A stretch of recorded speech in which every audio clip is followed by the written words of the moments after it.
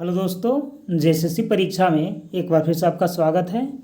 तो आज हम लोग झारखंड सीजीएल पेपर 2 हिंदी से संबंधित प्रैक्टिस सेट नंबर 3 को लेकर के आए हैं। ठीक है, ये वीडियो में आपको 100 प्रश्न वैसा ही प्रश्न मिलेगा जैसा प्रश्न आपके सीजीएल के एग्ज़ाम में आ सकता है दोस्तों। ठीक है, यानी कि टोटल नंबर ऑफ क्वेश्चन 100 रहेंगे। टोटल इसमें फुल मार्क्स 200 रहेंगे। ठीक है, और निगेटिव मार्किंग भी रहेगा 0.66 का। ठीक है, तो आप कोशिश कीजिएगा कि जितने भी 100 प्रश्न हैं इन सभी प्रश्नों का आंसर आप या तो लाइव कमेंट बॉक्स में या अपने नोट बुक में नोट करते चले, ताकि बाद में आप इसका आंसर मिलाएं। ठीक है, तो आपको पता चले कि आपका कितना नंबर आ रहा है 100 में से। ठीक है दोस्तों, तो चलिए हम लोग प्रश्न नंबर 1 के साथ फटाफट से आरंभ करते हैं। देखिए, प्रश्न नंबर 1 है दोस्तों कि फोर्ट विलियम कॉलेज की स्थापना कब हुई। फोर्ट विलियम कॉलेज की स्थापना कब हुई। ऑप्शन नंबर ए है 1800 ईस्वी में, बी है 1785 में, सी है 1810 में और डी है 1790 में। बताना है कि फोर्ट विलियम कॉलेज की स्थापना कब हुई। तो 1800 ईस्वी में फोर्ट विलियम कॉलेज की स्थापना किया गया था। ठीक है, कलकत्ता में, याद रखिएगा 1800 ईस्वी में। ठीक है, आगे देखिए, आगे है कि खड़ी बोली हिंदी में सर्वप्रथम रचना करने वाले कवि का नाम बताना है। ठीक है, जो खड़ी बोली हिंदी का रचनाकार थे। ठीक है, पहला ऑप्शन है इब्न बतूता, दूसरा है अमीर खुसरो, तीसरा है चंद्रधार शर्मा और चौथा है जॉर्ज अब्राहम। ठीक है, चलिए बताइए फटाफट से कि आखिर कौन थे जो खड़ी बोली का सर्वप्रथम प्रकाशन किए थे या रचना किए थे इससे संबंधित। ठीक है, तो वो कौन थे। तो वो थे दोस्तों अमीर खुसरो। कौन थे? अमीर खुसरो। ठीक है, चलिए तीसरे नंबर के प्रश्न की ओर बढ़ते हैं। देखिए, तीसरे नंबर का प्रश्न है कि गैल, भैल, ठीक है, ये सब जो हम लोग बोलते हैं इत्यादि किस बोली की क्रियाएं हैं ये सब, गैल या भैल। ठीक है, ऑप्शन नंबर ए है अवधि वर्तमान की। ठीक है, मतलब अवधि भाषा की है और वर्तमान काल की है, या बुंदेली भाषा की भविष्य की, या भोजपुरी के भूतकाल की, या ब्रज भाषा के भूतकाल की। तो देखिए, गैल भैल जो होता है ना, वो भोजपुरी में यूज करते हैं कब, जो वो काम बीत गया होगा। ठीक है, यानी कि इसका जो ऑप्शन सही हो जाएगा, ठीक है, वो हो जाएगा ऑप्शन नंबर सी, यानी कि भोजपुरी में होता है गैल भैल। जैसे कि रउआ वहाँ गैल, ठीक है, इत्यादि ऐसे कुछ भोजपुरी टाइप से बोलते हैं तो उसमें प्रयोग होते हैं। ठीक है, आगे देखिए, आगे है कि अर्धमागधी अपभ्रंश में किसका विकास हुआ है। अर्धमागधी अपभ्रंश से किसका विकास हुआ है। गुजराती का, मराठी का, पूर्वी हिंदी का या पश्चिमी हिंदी का। देखिए, जो गुजराती अपभ्रंश है, ठीक है, इसका जो विकास हुआ है वो अर्धमागधी अपभ्रंश से हुआ है। ठीक है, गुजराती का जो विकास हुआ है वो अर्धमागधी अपभ्रंश से हुआ है। 5 नंबर का देखिए, भाषा का उल्लेख संविधान के किस भाग में किया गया है। ऑप्शन नंबर 1 है भाग 14 में, 2 है भाग 15 में, सी है भाग 16 में और डी है भाग 17 में। देखिए, भाषा संबंधित जो भाग बनाया गया है संविधान में वो है भाग 17। कौन सा है दोस्तों? वो है भाग 17, यानी कि ऑप्शन नंबर जो डी हो जाएगा इसका, ये सही हो जाएगा। ठीक है, डी फॉर दरोगा बाबू। चलिए आगे देखिए, आगे है कि कितने भारतीय राज्यों की राजभाषा हिंदी है। ठीक है, 8, 10, 12 या 14। ठीक है, कितने भारतीय राज्यों की राजभाषा जो है वह हिंदी है। तो टोटल दोस्तों 10 जो राज्य है ना, इनके जो राजभाषा है वो क्या है? हिंदी है। 7 नंबर देखिए, ग वर्ग के क्षेत्र में कौन से राज्य आते हैं। ठीक है, जो ग वर्ग का क्षेत्र है, जो भाषा के हिसाब से बांटा गया है, इसमें ग वर्ग के क्षेत्र में कौन से राज्य आते हैं। Orissa, Bengal, option number B Arunachal Pradesh, Nagaland, C Meghalaya, Mizoram, Tamil Nadu, D है ये सभी। देखिए, ग वाला इलाका में ये सभी स्टेट आ जाएंगे। ठीक है, ग वाला में ये सारे के सारे स्टेट आ जाएंगे।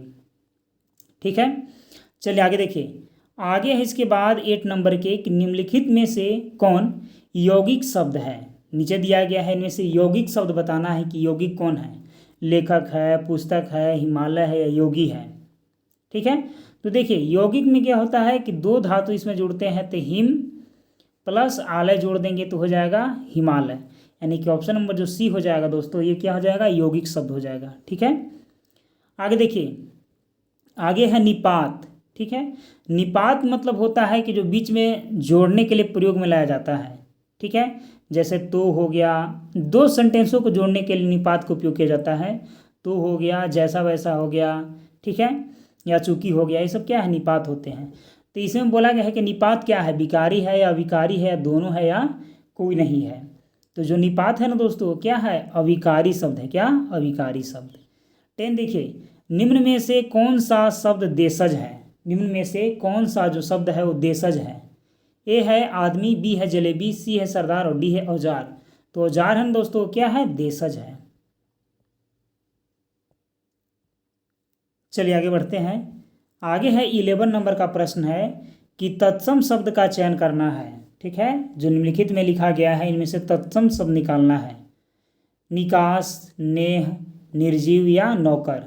तो देखिए जो तत्सम शब्द है वह क्या है, निर्जीव है। क्या है, निर्जीव है। आगे देखिए, व्याकरण से किसके अस्तित्व की जानकारी नहीं मिलती है। व्याकरण से किसके अस्तित्व की जानकारी नहीं मिलती है, शब्द की, लिपि की, वाक्य की या ध्वनि की। तो देखिए एकमात्र जो है ना लिपि, ठीक है, व्याकरण से इसकी अस्तित्व के बारे में जानकारी नहीं मिलती है। बाकी इन तीनों के बारे में जानकारी मिलेगा कि आखिर शब्द कैसे बना, वाक्य रचना कैसे किए, ध्वनि निकालना हम लोग कैसे सीखे, तो ये सब रहेगा। आगे देखिए, किसी शब्द से पहले सीमित अर्थ और बाद में उसका अर्थ व्यापक हो जाता है तो उसे क्या कहते हैं। ठीक है। अर्थादेश बोलते हैं, अर्थ संकोच बोलते हैं, अर्थ विस्तार बोलते हैं या इनमें से कोई नहीं बोलते हैं। ठीक है। तो किसी शब्द से पहले सीमित अर्थ और बाद में उसका अर्थ व्यापक हो जाता है तो इसको बोलते हैं अर्थ विस्तार। मतलब कोई चीज़ छोटा रूप में लिखा रहेगा, जैसे कि गागर में सागर, तो ये छोटा रूप है, लेकिन अर्थ विस्तार करेंगे तो इसका बड़ा हो जाएगा।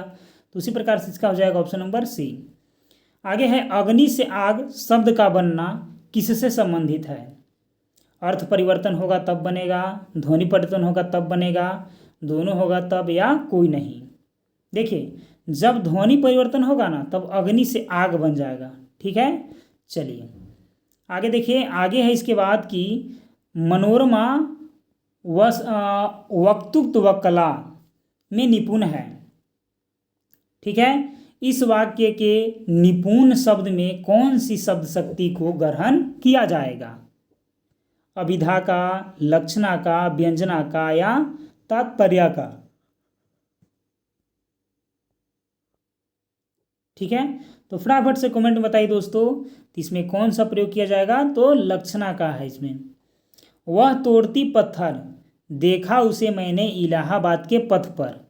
कविता की इन पंक्तियों का अर्थ ग्रहण होता है लक्षणा में, व्यंजना में, अभिधा में या इन सब में।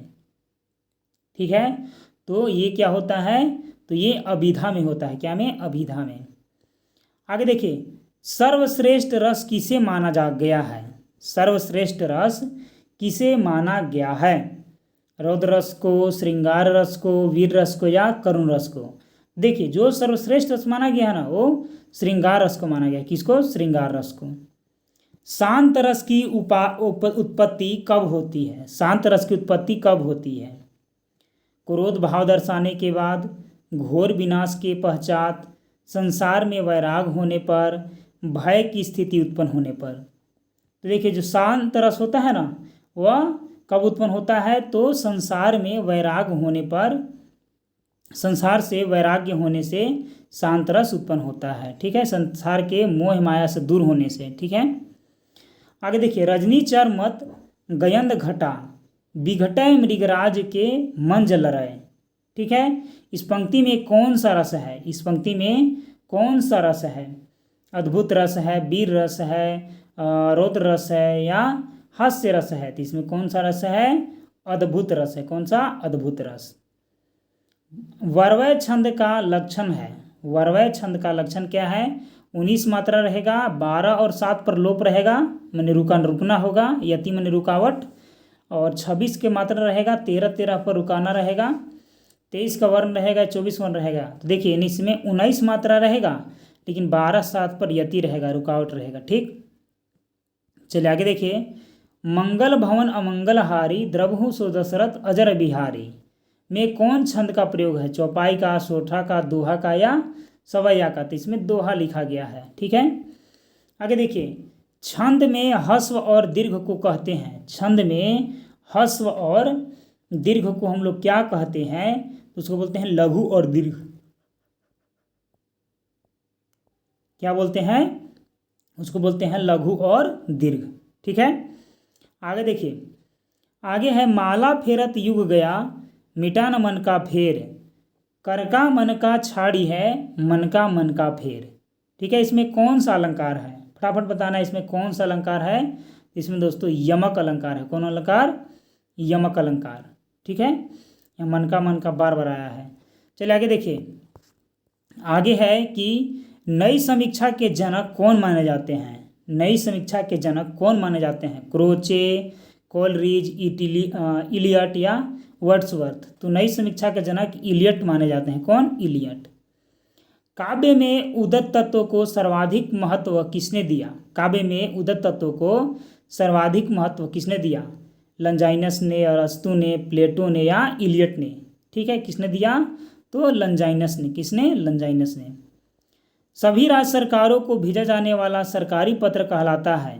भेजा जाने वाला सरकारी पत्र कहलाता है अनुस्मारक, अधिसूचना या परिपत्र या कार्यालय आदेश। तो उसको बोलते हैं परिपत्र।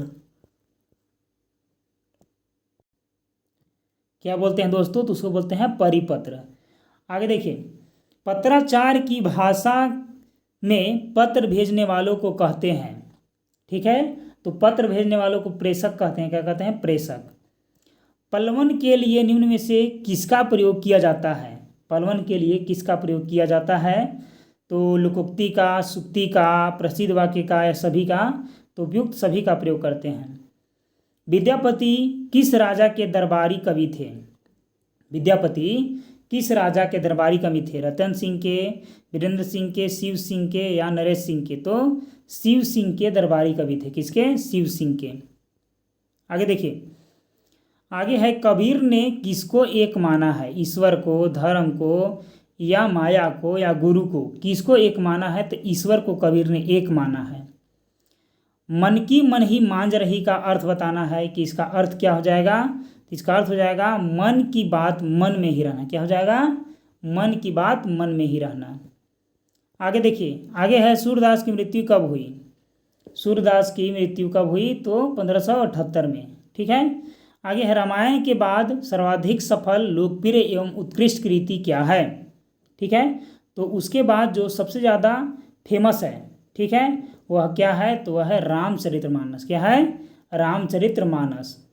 एक मिनट दोस्तों, सूरदास की मृत्यु कब हुई? तो 1583 में हुआ था। ठीक है, 1478 में जन्म हुआ था, 1583 मृत्यु। याद रखिएगा 1583। ठीक, चलिए आगे है इसके बाद कि बिहारी की कविताएं किस रस से भरपूर होते हैं? वात्सल्य रस से, प्रेम रस से, भक्ति रस से या श्रृंगार रस से? तो किससे भरपूर होते हैं? श्रृंगार रस से भरपूर होते हैं। रस खान की कविता का मूल भाव क्या है? रस खान की कविता का मूल भाव क्या है? श्रृंगार या समाज कल्याण या भक्ति या आडंबर का विरोध? तो रस खान की कविता का मूल भाव क्या है? तो भक्ति है। क्या है? भक्ति। आगे देखिए। आगे है भारतेंदु जी की दृष्टि में काव्य की आत्मा कौन है? तो रस है। कौन है? काव्य की आत्मा रस है। आगे देखिए। आगे है इसके बाद कि साकेत के लिए मैथिली शरण गुप्त को कौन सा पुरस्कार मिला था? साकेत के लिए उनको कौन सा पुरस्कार मिला था? हिंदुस्तानी अकादमी पुरस्कार, पद्म पुरस्कार, प्रदेश सरकार पुरस्कार या राष्ट्रीय पुरस्कार? उनको कौन सा सम्मान मिला है? ठीक है, तो उनको मिला था हिंदुस्तानी अकादमी पुरस्कार। क्या मिला था? हिंदुस्तानी अकादमी पुरस्कार मिला था। निराला जी की रचनाओं में कौन सी भाषा पाई गई? निराला जी की रचनाओं में कौन सी भाषा पाई गई? तो प्राकृत भाषा पाई गई। आगे है, सुमित्रानंदन पंत का प्रथम महाकाव्य कौन सा है? सुमित्रानंदन पंत का प्रथम महाकाव्य जो है वो कौन सा है? तो है लोकायतन। कौन है? प्रश्न नंबर 39 है दोस्तों कि सुमित्रानंदन पंत, ठीक है, सुमित्रानंदन पंत का प्रथम महाकाव्य कौन सा है? ठीक है, फटाफट बताइए कि सुमित्रानंदन पंत का प्रथम महाकाव्य जो है वह कौन सा है? ठीक है, तो दोस्तों उनका जो महाकाव्य है, ठीक है, वह है दोस्तों लोकायतन। कौन है? लोकायतन है। ठीक है, चलिए आगे बढ़ते हैं। प्रश्न नंबर 40 देखिए, महादेवी वर्मा का जन्म कब हुआ था? महादेवी वर्मा का जन्म कब हुआ था? तो दोस्तों इनका जन्म हुआ था 1907 में। कब हुआ था? 1907 में। आगे देखिए, प्रसाद जी के किस काव्य में वेदना का सुंदर कथन हुआ है? ठीक है, झरना में, आंसू में, चित्रधार में या लहर में? ठीक है, किसमें? तो आंसू में। किसमें? आंसू में। आगे देखिए, आगे है कि देश की स्वाधीनता के लिए प्रत्येक भारतवासी का सबसे महत्वपूर्ण कर्तव्य क्या था? देश की स्वाधीनता के लिए प्रत्येक भारतवासी का सबसे महत्वपूर्ण कर्तव्य क्या था? ठीक है, लेखक के अनुसार बताना है। साधना करना या संघर्ष करना या अटूट श्रद्धा पैदा करना या अत्याचार से मुक्ति का उपाय करना। फटाफट आप इसका आंसर कमेंट बॉक्स में अवश्य दीजिएगा। चलिए आगे देखिए समझना है तो गूगल करके दीजिएगा, लेकिन इसका आंसर आप कमेंट बॉक्स में ही दीजिएगा। आगे देखिए 43, दिनकर जी को किस रचना पर ज्ञानपीठ पुरस्कार प्राप्त हुआ? दिनकर जी को किस रचना पर ज्ञानपीठ पुरस्कार प्राप्त हुआ था? बताइए फटाफट से। हिमालय, एक मिनट दोस्तों, यहाँ पास ज्ञानपीठ पुरस्कार सही है, हिमालय के लिए, कुरुक्षेत्र के लिए या उर्वशी के लिए या हुंकार के लिए। ठीक है, तो उर्वशी के लिए उनको ज्ञानपीठ पुरस्कार से सम्मानित किया गया था। ठीक है, चलिए आगे देखिए। आगे है इसके बाद कि अमेरिका जाने के बाद अज्ञेय जी किस विश्वविद्यालय के भाषा शास्त्र के अध्यक्ष नियुक्त हुए थे? बिहार विश्वविद्यालय के, रांची विश्वविद्यालय के, राजस्थान विश्वविद्यालय के या जोधपुर विश्वविद्यालय के? ठीक है, तो जोधपुर विश्वविद्यालय के अध्यक्ष नियुक्त हुए थे। कहाँ के? जोधपुर विश्वविद्यालय के अध्यक्ष नियुक्त हुए थे। आगे है, नागार्जुन किस धर्म में दीक्षित हुए? नागार्जुन किस धर्म में दीक्षित हुए थे? हिंदू धर्म में, ईसाई धर्म में, मुस्लिम धर्म में या बौद्ध धर्म में? तो नागार्जुन जो थे दोस्तों वो बौद्ध धर्म में दीक्षित हुए थे। कौन धर्म में? तो बौद्ध धर्म में वो दीक्षित हुए थे। ठीक है, चलिए आगे देखिए। आगे है इसके बाद कि सर्वेश्वर दयाल सक्सेना किस काल के कवि हैं? आदिकाल के, भक्ति काल के, रीति काल के या आधुनिक काल के? देखिए, जो सर्वेश्वर दयाल सक्सेना हैं, ठीक है, ये आधुनिक काल के कवि हैं। किस काल के कवि हैं? तो सर्वेश्वर दयाल सक्सेना आधुनिक काल के कवि हैं। याद रखिएगा, आधुनिक काल के कवि हैं। 47, धूमिल की काव्य भाषा में एक जबरदस्त गर्माहट कहाँ से आती है?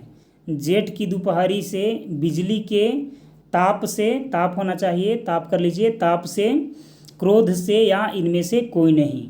ठीक है, तो जो गर्मी आता है उनकी रचना में वो क्रोध से आता है। किससे? क्रोध से। किससे? क्रोध से। आगे देखिए, धूमिल कलकत्ता पहुँचे तो सर्वप्रथम क्या काम किए उन्होंने? मिट्टी ढोने का, ईंट ढोने का, लोहा ढोने का या बोरा ढोने का? ठीक है, तो धूमिल जब कलकत्ता पहुँचे थे तो सर्वप्रथम उन्होंने लोहा ढोने का काम किए थे। क्या ढोने का? लोहा ढोने का। याद रखिएगा, लोहा ढोने का काम किए थे। मुंशी प्रेमचंद ने कुल कितने उपन्यास लिखे थे? 7, 10, 18 या 25? तो मुंशी प्रेमचंद ने दोस्तों 18 उपन्यास लिखे थे। कितने? 18।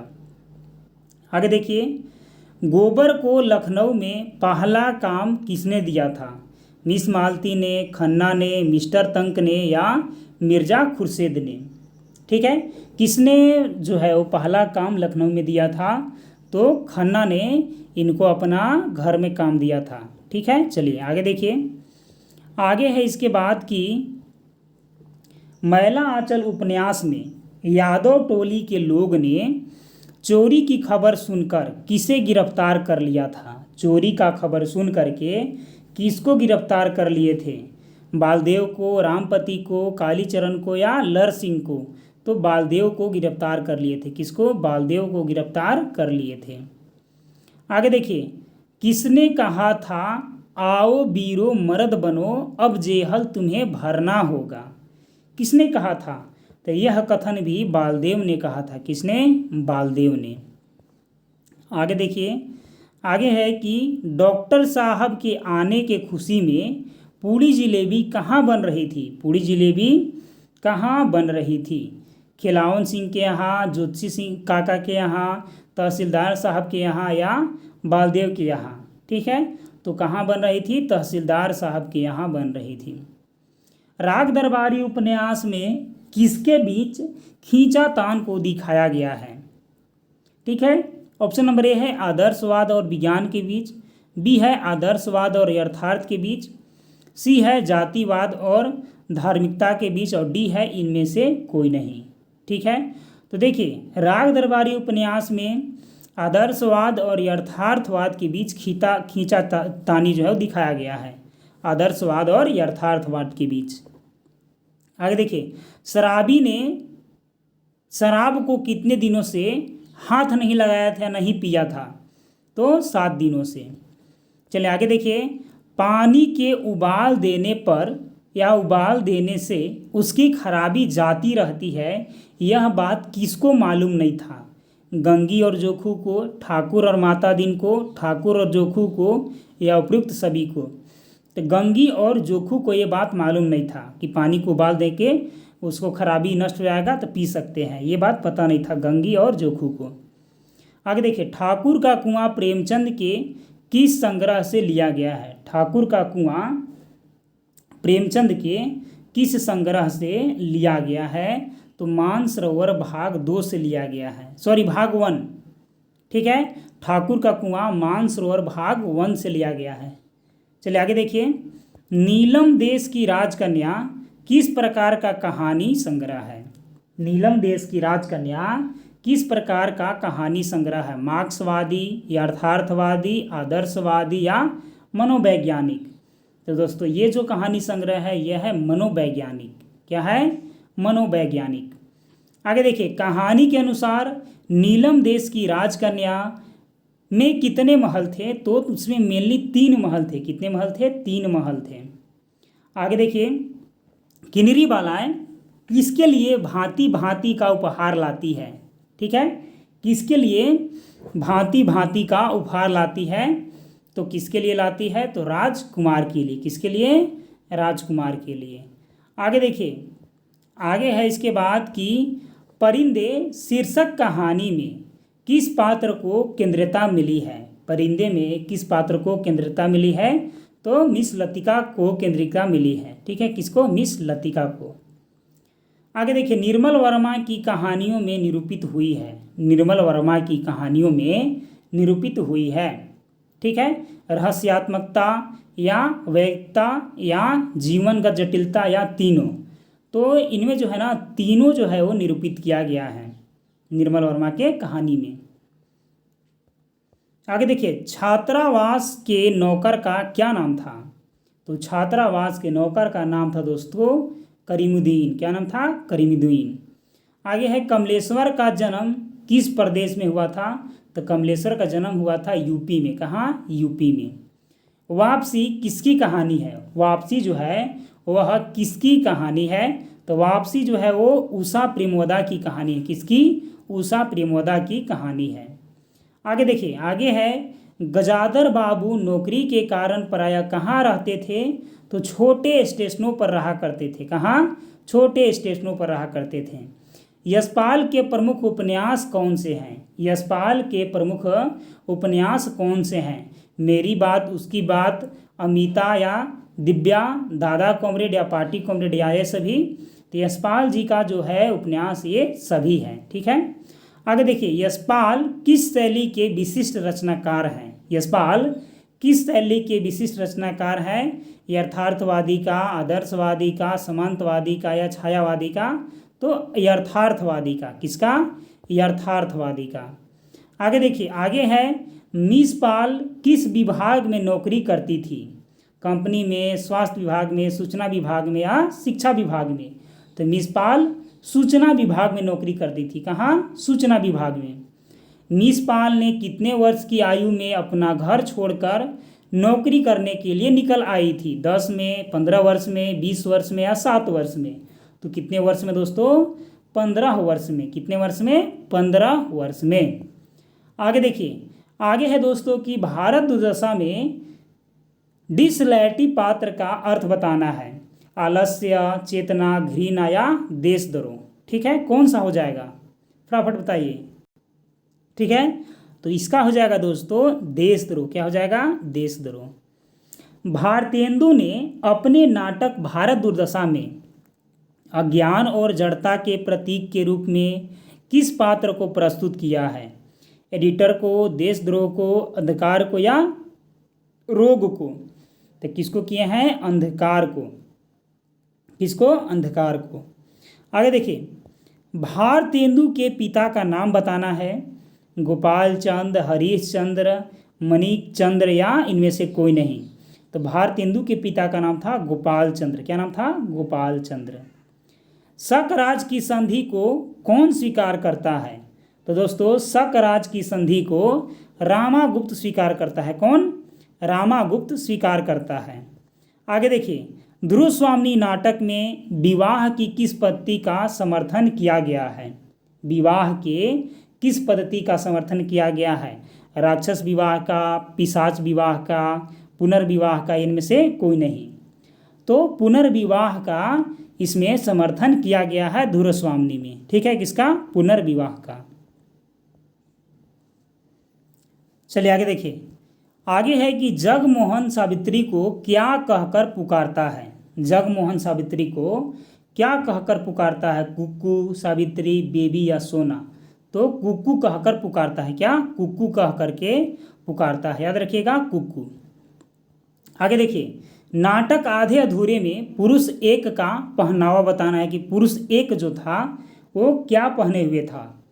तो पुरुष एक जो था दोस्तों वह पतलून और कमीज पहने हुए था। क्या? पतलून और कमीज पहने हुए था। आगे देखिए, आगे है, रामचंद्र शुक्ल का हिंदी साहित्य का इतिहास पहले किस ग्रंथ की भूमिका के रूप में छपा था?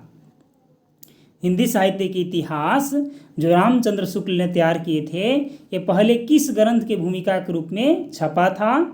तो हिंदी शब्द सागर के रूप में छपा था। किसमें? हिंदी शब्द सागर के रूप में।